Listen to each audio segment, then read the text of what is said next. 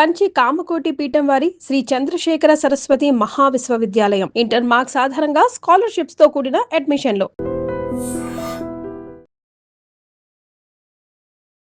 నమస్తే, welcome to I dream. నేను వలి. ప్రస్తుతం నాతో పాటు స్టూడియోలో ఉన్నారు రాజకీయ విశ్లేషకులు మందాడి కృష్ణారెడ్డి గారు. మాట్లాడదాం సార్తో. సార్ నమస్కారం. నమస్కారం అండి. కృష్ణారెడ్డి గారు, 5 రాష్ట్రాల ఎన్నికల ఫలితాలు వచ్చేసాయి. తమిళనాడు గురించి మొదటగా మనం మాట్లాడుకుందాం. అంటే అక్కడ ఒక అద్భుతమే జరిగిందని చెప్పాలి. హీరో విజయ్ పెట్టిన టీవీకే పార్టీకి తమిళ ప్రజలు బ్రహ్మరథం పట్టేశారు. 109, 110 స్థానాలు. మనం వీడియో చేసే సమయానికి 109 స్థానాల్లో లీడ్లో కొనసాగుతూ ఉన్నారు. ఇక ద్రవిడ పార్టీలు ఏవైతే వేళ్ళూనికిపోయి ఉన్నాయో, అధికారాన్ని గతంలో చెలాయించిన పార్టీలు, ఇప్పటివరకు అధికారంలో పార్టీలు కూడా 50 స్థానాలకు 60 స్థానాలకు పరిమితం అయిపోయినటువంటి పరిస్థితి ఉంది. అంటే విజయ్కి ఎట్లా సాధ్యమైంది? ఓన్లీ హీరో ఇమేజ్తోనే అది సాధ్యమైందా? ఇంకా ఏ సమీకరణాలు ఆయనకి ఉపయోగపడ్డా ఏం చెప్తారు? ఇటీవల ముగిసినటువంటి 5 రాష్ట్రాల ఎన్నికల ఫలితాలు ఈ రోజున వచ్చాయి. ఇంకా అఫీషియల్గా పూర్తి అనౌన్స్మెంట్ జరగకపోయినప్పటికీ ట్రెండ్ సెట్ని బట్టి మనం ఏ రాష్ట్రంలో ఏ పార్టీలు గెలిచాయి అనేది స్పష్టంగా చెప్పడానికి అవకాశం మాత్రం మనకు ఏర్పడింది. ముఖ్యంగా తమిళనాడు గురించి మనం మాట్లాడుకోవాలంటే, తమిళనాడు రాజకీయాలకి సినీ పరిశ్రమకి మధ్యలో అవినాభావ సంబంధం ఉంది. ఎందుకంటే అన్నా దురై ఎవరైతే ఉన్నారో ఆయన సినిమా ఇండస్ట్రీకి మొట్టమొదట ఆద్యుడిగా వ్యక్తులుగా తమిళ సినిమా లోపల ఆయన కొంత ప్రవేశం ఉండడం, స్వతహాగా కవిగా కూడా ఆయన చాలా గొప్ప కవిగా తమిళ ప్రజలకి అనేక రకాలుగా సుభాషితాలు వర్ణించి చెప్పడం అనేది ఆయనకు మొదటి నుంచి ఉన్నటువంటి పరిస్థితి. అన్నాదురై ఆలోచన నుంచి పుట్టినటువంటిదే డిఎంకే పార్టీ. సో దానికి కరుణానిధి గారు మొట్టమొదటి ముఖ్యమంత్రిగా చేశాడు. ఎందుకంటే ఆయన రాజకీయాల్లోకి డైరెక్ట్గా రావడం ఆయనకి ఇష్టం లేకపోవడం వల్ల పూర్తి బ్యాక్గ్రౌండ్లో ఉండి అన్నాదురై గారు అన్నా, తర్వాత వచ్చిన అన్నా డిఎంకేలో ఉన్న అన్నా, ఆయన ఎంజీఆర్ అయినా కావచ్చు, అన్నగారైనా కావచ్చు, 2 అర్థాలు వచ్చేట్టుగా పెట్టడం జరిగింది. సో కరుణానిధి గారు సినిమా పరిశ్రమ సంబంధించిన వాడే. సినిమాల లోపల ఆయన అనేక కథలు రాసిన వాడు. సినిమా ఇండస్ట్రీతో ఆయనకు అవినాభావ సంబంధం చాలా ఉంది ఆయనకి. తర్వాత వచ్చినటువంటి ఎంజీఆర్ గారు గొప్ప హీరో. ఆయన బతికున్నాడో చనిపోయినాడో కూడా తెలియని స్థితిలో ఆయన ఎలక్షన్లో తంపింగ్ మెజార్టీతో గెలిచాడు. ఆయన పూర్తిగా కోమాలో ఉండి సంవత్సరాల తరబడి కోమాలో ఉన్నాడు. ఆయన అమెరికాకి తీసుకెళ్లారు, అక్కడే ఆయన కోమాలో ఉన్నాడు. అప్పుడే ఎలక్షన్స్ జరిగాయి. ఆయన ఏ క్యాంపెయిన్కు వెళ్ళలేదు, ఎక్కడ ఏం మాట్లాడలేదు. ఆయన తరపున జయలలిత ప్రచారం చేసింది ఆ రోజుల లోపల. తంపింగ్ మెజార్టీతో గెలిచాడు. అంటే రాజకీయాలకు సినిమాలకు అవినాభావ సంబంధం మొదటి నుంచి కూడా తమిళనాడులో ఉన్నదని మనకు అర్థమవుతుంది.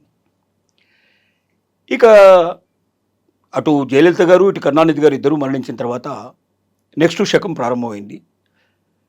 అన్నా డిఎంకే పూర్తిగా చీలికలై ముక్కలైపోయింది. డిఎంకే కరుణానిధి గారి కుమారులు దాన్ని కంటిన్యూ చేయడం అనేది జరుగుతోంది. ఇప్పుడు తమిళనాడులో పరిస్థితి ఏమిటంటే, అటు అన్నా డిఎంకే మీద, ఇటు డిఎంకే మీద, 2 పార్టీల మీద వెగటు పుట్టేటువంటి పరిస్థితులు ఏర్పడ్డాయి వాళ్ళకి. కారణాలు ఏమిటంటే, ప్రజలకు ఇచ్చిన వాగ్దానాలు సరిగ్గా నెరవేర్చకపోవడం, ముఖ్యంగా ఈ ఫ్రీగా ఇచ్చేటువంటి బహుమతులు రోజులకు పెంచి విపరీతంగా పెంచేసేసి ల్యాప్టాప్లు ఫ్రీగా ఇవ్వడం, సైకిళ్ళు ఫ్రీగా ఇవ్వడం, రకరకాలుగా చివరికి ఇప్పుడు ఈ ఎలక్షన్స్లో చేసిన వాగ్దానంలో మహిళలకే కాదు పురుషులకు కూడా ఫ్రీగా బస్సు ఇస్తామని చెప్పి మొదలుపెట్టారు. బస్సు ప్రయాణం ఫ్రీగా చేసే అవకాశం కల్పిస్తామని చెప్పారు. విజయ్ కూడా కొన్ని ఫ్రీగా అనౌన్స్ చేసినట్టున్నాడు. విజయ్ పెద్దగా ఎక్కువగా చెప్పలేదు. ఏమన్నాడంటే, కరప్షన్ లేనటువంటి రాష్ట్రాన్ని నేను మీకు చూపిస్తాను, మంచి పరిపాలన మీకు అందిస్తాను అని చెప్పాడు.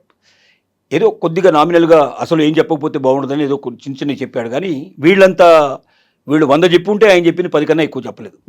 వీళ్ళంతా హెవీగా చెప్పాల, కానీ కమిట్మెంట్తో చెప్పాడు. అంటే నేను చేసి తీరుతాను అని చెప్పేట మాట చెప్పాడు. సరే, ఇప్పుడున్న పరిస్థితుల్లో నేషనల్ పార్టీస్ని తమిళనాడు దగ్గర రానివ్వవు.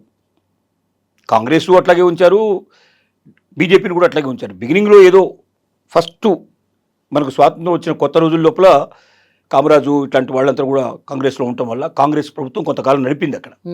కానీ ఒక్కసారి డిఎంకే పార్టీ ప్రారంభమైన తర్వాత మళ్ళీ ఎప్పుడు కూడా అటు బీజేపీ ఇటు కాంగ్రెస్ని కానీ అటు బీజేపీని కానీ ఏ రాష్ట్రాన్ని కూడా ఏ పార్టీని కూడా అక్కడ అధికారంలోకి తీసుకొచ్చే ప్రయత్నం వాళ్ళు చేయలేదు. ఎందుకంటే నేషనల్ పార్టీస్ అనేది వాళ్ళకి మొదటి నుంచి కూడా ఇష్టం లేదు. హిందీని బలవంతంగా మా మీద రుద్దుతారేమో అని వాళ్ళకి భయం. భారతదేశంలో అన్ని రాష్ట్రాలు వేరు, తమిళనాడు వేరు. మీరు ఏ రాష్ట్రానికైనా వెళితే హిందీయో ఇంగ్లీషో మాట్లాడితే మీ పనులు మీరు పూర్తిగా చేసుకొని రావడానికి అవకాశాలు ఉంటాయి. కానీ తమిళనాడులో మీకు హిందీ ఇంగ్లీష్ వచ్చినా కూడా అక్కడ వాళ్ళు మీతో మాట్లాడరు, తమిళ మాత్రమే మాట్లాడతారు. వాళ్ళకి అర్థమైనా కూడా తమిళ్లోనే ఆన్సర్ ఇస్తారు. ఓకే, మిమ్మల్ని కూడా తమిళ్లో మాట్లాడమని ప్రోత్సహిస్తారు. తమిళ్లో మాట్లాడేదాకా మీకు ఆన్సర్ ఇవ్వరు. భాషాభిమానం విపరీతంగా ఉంటుంది. వాళ్ళంతా భాషాభిమానం వాళ్ళకి. అలాంటి విచిత్రమైన పరిస్థితుల్లో ఉన్న చోట్లలో విజయ్ అనేవాడు కన్నా ముందర కూడా కొంతమంది సినిమా వాళ్ళు ప్రయత్నం చేశారు. శివాజీ గణేషన్ గారు పొలిటికల్ పార్టీ పెట్టి ఫెయిల్ అయ్యారు. విజయకాంత్ గారు ఏదో 22-30 సీట్ల వరకు మాత్రమే పరిమితం అయిపోయి ఆయన గెలిచాడు. రజనీకాంత్ పొలిటికల్ పార్టీ పెట్టాలని చాలా ప్రయత్నం చేసి అభిమానులందరూ కూడా ఆయన వెంటబడి చాలాసార్లు అనౌన్స్ చేస్తారన్న టైంకి ఆయన తప్పించుకున్నాడు. కమల్ హాసన్ పార్టీ పెట్టాడు, పెద్దగా సక్సెస్ కాలేదు. అవును. ఇలాంటి పరిస్థితుల్లో ఏ ఒక్క పార్టీకి సపోర్ట్ ఇవ్వకుండా ప్రస్తుతం ఉన్న పార్టీలు, నేషనల్ పార్టీలు నాకు అక్కర్లేదు, స్టేట్లో ఉన్నటువంటి తమిళ పార్టీలు కూడా నాకు అక్కర్లేదు, నా పార్టీ అన్ని సీట్లలో పోటీ చేస్తాం, నేను ముఖ్యమంత్రిని అవుతాను, ఇదొక్కటే స్లోగన్తో వచ్చాడు విజయ్ అనేవాడు. ఆశ్చర్యకరమైన విషయం ఏంటంటే 36 సభల్లో మాత్రమే అతను పాల్గొన్నాడు. చాలా జిల్లాలకు అసలు కూడా వెళ్ళలే. ఓకే, 36 కాన్స్టిట్యున్సీకి మాత్రమే వెళ్ళాడు. అంటే 36 సీట్లు మాత్రమే ఉండేటువంటి పోటీ చేసిన చెట్టుకి మాత్రమే వెళ్ళగలిగాడు.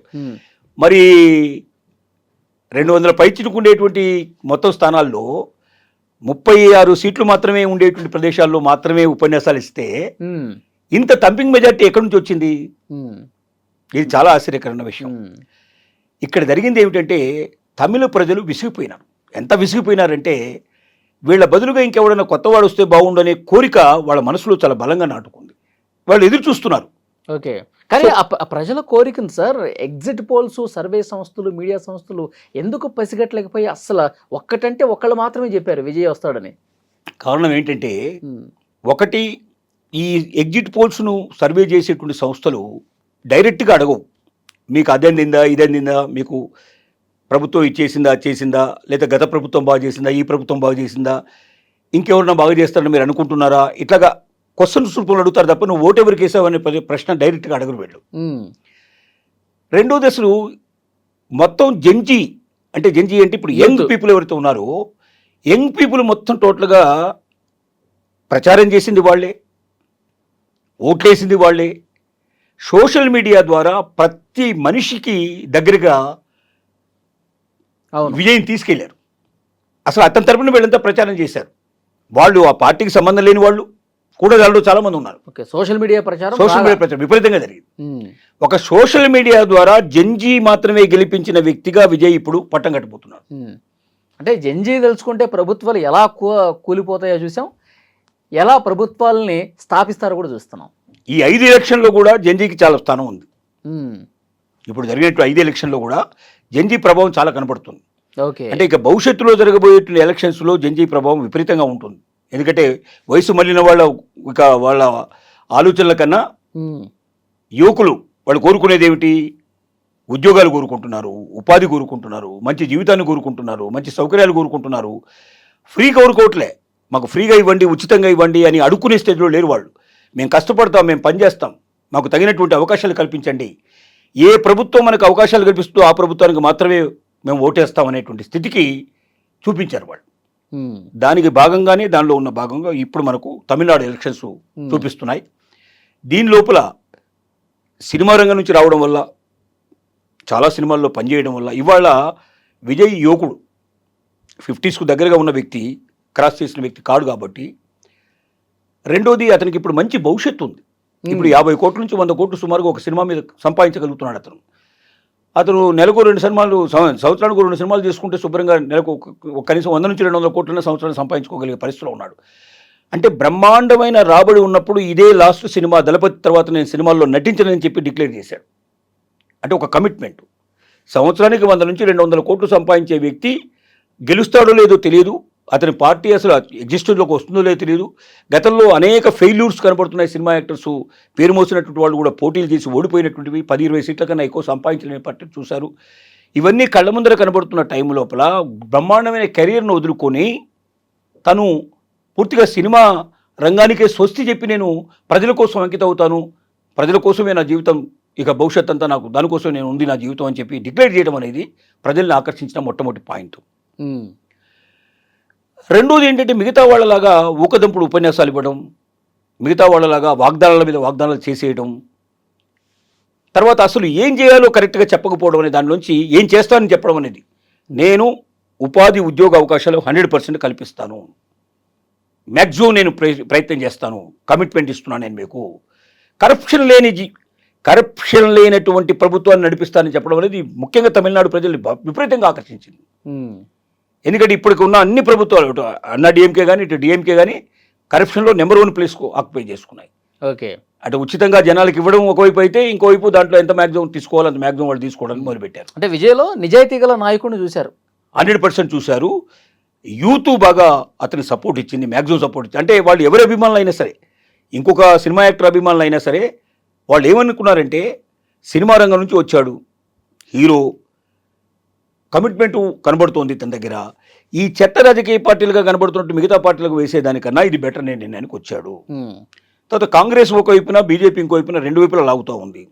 2 జాతీయ పార్టీలు, ఆ పార్టీలు ఉన్న కూటములు మనకు అవసరం లేదు అనుకో. ఇంకోటి కరుణానిధి చేసే పెద్ద, అంటే కరుణానిధి కొడుకైనట్టు స్టాలిన్ చేసిన పెద్ద మిస్టేక్ ఏంటంటే సనాతన ధర్మాన్ని అవహేళన చేయటం, హిందూ ధర్మాన్ని అవహేళన చేయటం, దేవాలయాల మీద దుమ్మెత్తిపోయటం. స్టాలిన్ కొడుకు ఉదయనిధి స్టాలిన్ చాలా హేళనగా మాట్లాడాడు. వాళ్ళు నమ్మరు, హైందవ సిద్ధాంతాలు వాళ్ళు నమ్మరు, తాళి కట్టడం కూడా ఉండదు అక్కడ. వాళ్ళు పెళ్లిళ్ళు చేసుకున్నప్పుడు కూడా దండలు మార్చుకుంటారంతే, దేవాలయాలకు వెళ్ళరు, దేవుణ్ణి విశ్వసించరు. ఇలాంటి పరిస్థితుల లోపల ప్రపంచంలోనే అన్ని రాష్ట్రాలకు, అన్ని దేశాలకన్నా, అన్ని ప్రాంతాలకన్నా ఎక్కువగా దేవాలయాలు ఉన్న రాష్ట్రం తమిళనాడు. గొప్ప గొప్ప దేవాలయాలు ఉన్నాయి అక్కడ, ప్రాచీన దేవాలయాలు, స్వయంభూ దేవాలయాలు, 400 ఏళ్ళు, 400-500 ఏళ్ళు, 1000 ఏళ్ళు, 2000 ఏళ్ల క్రితం ఎప్పుడో కట్టబడినటువంటి దేవాలయాల్లో కొలిచేటువంటి భక్తులు, బయట నుంచి వచ్చే భక్తులు లక్షల మంది ప్రతిరోజు కూడా వచ్చి అక్కడ దేవుణ్ణి కొలుస్తారు. అలాంటి పవిత్రమైన ప్రదేశం లోపల భగవంతుని హేళన చేయడం, దేవుణ్ణి దూషించడం, నాస్తికులుగా ప్రవర్తించడం, దుర్భాషలాడటం, ఇవి తమిళ ప్రజలకి నచ్చలేదు. ఓకే, సో అది డిఎంకేకి మైనస్ అయింది. ఇలాంటి అనేక రకాల కారణాలు దీంట్లో ఉన్నాయి. కర్ణుడి చావుకి ఎన్ని కారణాలు ఉన్నాయో డిఎంకే ఘోరంగా ఓడిపోవడానికి అన్ని కారణాలు ఉన్నాయి. అట్లాని పోనీ అన్నా డిఎంకే ఏదైనా పెద్దగా ఎలగబెట్టిందంటే అది కూడా ఏం లేదు. అది కూడా సో జయలలిత గారు పోయిన తర్వాత అది పూర్తిగా విడిపోయింది, అది 2 ముక్కలు అయిపోయింది. ఆ తర్వాత మళ్ళీ దాంట్లో శశికళ ఇంకొక పార్టీ కూడా పెట్టేట్టు ప్రయత్నం చేస్తూ ఉంది. 3 ముక్కల కింద లెక్క చెప్పాలంటే పెట్టింది కూడా, పార్టీ పెట్టింది కూడా. అందుకే మీరు అన్నట్టు కరెక్ట్గా విసిగి వేసారిపోయారు. సో కొత్త నాయకుడు, ఒక యువకుడు అంతా బాగా చేస్తాడని చెప్పి ఒక నమ్మకం, నిజాయితీ కనిపించింది. అయితే పూర్తి మెజార్టీ ఇంకా రాలేదు, 118 సీట్లు రావాలి ఆల్మోస్ట్. అంటే ఇంకొకతో ఒక 10 నుంచి 15 సీట్ల దాకా తగ్గుపడవచ్చు. ఎందుకంటే రాత్రికి ఇప్పుడు వచ్చినవన్నీ ట్రెండ్స్ వచ్చాయి. అవును, ట్రెండ్స్ మీకు ఎప్పుడు ఎలక్షన్ కమిషను తమ వెబ్సైట్ లోపల క్లారిటీగా మెజార్టీ సాధించారు, తనకి గెలిచినటువంటి పత్రాన్ని మేము ఇస్తున్నామని డిక్లేర్ చేసేదాకా ఆ సీటును మనం చెప్పడానికి వీల్లేదు. సో ఆ రకంగా చూసుకుంటే ఒక 10 నుంచి 15 సీట్ల వరకు తేడా కనబడే లక్షణాలు కనబడుతున్నాయి. ఇది ఏంటంటే అటు డిఎంకేని కానీ ఇటు బీజేపీ లేదా అన్నా డిఎంకేని తీసుకోవాల్సిన అవసరం లేకుండా చిన్న చిన్న పార్టీలు చాలా ఉన్నాయి. అవును, 1 సీటు, 2 సీట్లు, 3 సీట్లు ఉండేటువంటి పార్టీలు ఉన్నాయి. వాళ్ళంతా క్యూ కట్టి ఇప్పుడు విజయ్ ఆఫీసులో ఎదురు చూస్తున్నారు. విజయ్ ఎప్పుడు వస్తారో మాట్లాడదాం అనే ఉద్దేశంతో ఎదురు చూస్తున్నారు. కాబట్టి హాయిగా ఓ 10 నుంచి 20 సీట్ల వరకు బయట నుంచి తీసుకుంటే ఎవరి సపోర్ట్ లేకుండా ఖచ్చితంగా గెలిచి తీరుతాడు, ముఖ్యమంత్రిగా ప్రమాణ స్వీకారం చేసే అవకాశం. ఇవాళ పొద్దున త్రిష తిరుపతికి వెళ్ళి ఎలక్షన్ కౌంటింగ్ ముందరే భగవంతుని మొక్కి విజయ్ గెలవాలని కోరుకొని వెనక్కి తిరిగి వచ్చి విజయ్ని దర్శించుకోవడం కూడా జరిగింది. ఇలాంటివి సపోర్టర్స్ ఉన్నాడు కాబట్టి అతను ఇంకా ముందుకు వెళ్ళడానికి అవకాశం ఉంది. ఓకే. సో ముఖ్యమంత్రి అయిన తర్వాత ఆయన పాలన కూడా ఇంకా బాగా జరగాలి, తమిళ ప్రజల సంక్షేమం కోసం బాగా పని చేయాలని కోరుకుందాం. Thank you sir. Thank you.